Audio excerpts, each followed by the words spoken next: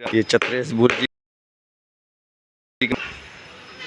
Tower के पास में, और ये यहाँ पे सेटरिंग लगा रहे हैं हम लोग में।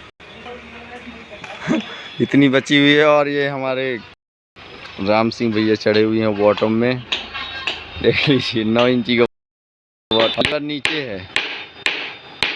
भैया थोड़ी शकल देखा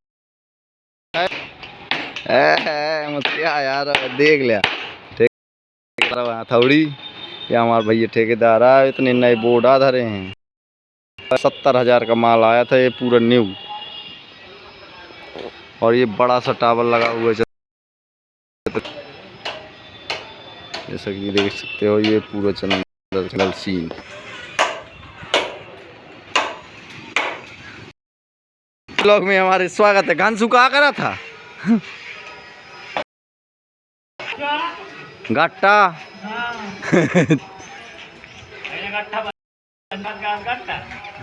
गट्टा बन जाए।